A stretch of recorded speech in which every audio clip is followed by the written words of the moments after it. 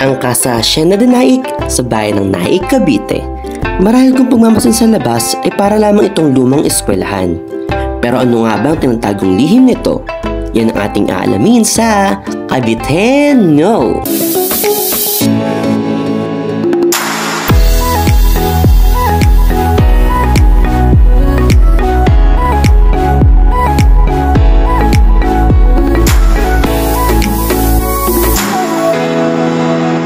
Ang Casa Hacienda de Naik ay isang ika-19 na siglong struktura na inuri bilang isang Casa Hacienda na matagpuan sa bayan ng Naik, lalawigan ng Cavite.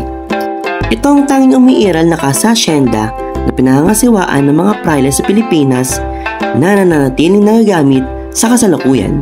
Ito ay tinayo noong bandang 1830 ng mga paring Dominikano matapos bumili ng malaking tract ng real estate property na kilala bilang Hacienda de San Isidro Labrador upang magsilbing tirahan ng mga tagapangasiwa at manggagawa ng nasabing hacienda.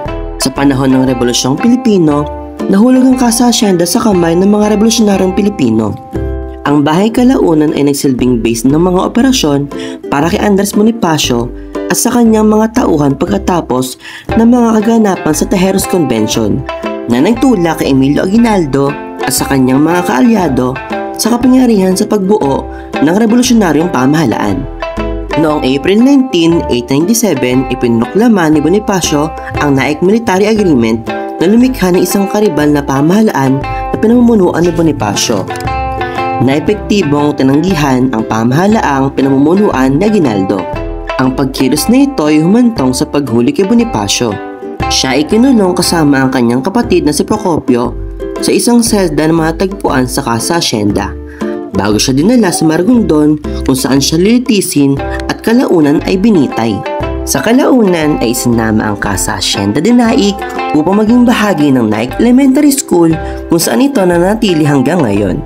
Kaya naman lamang ang may alam sa may Caviteño!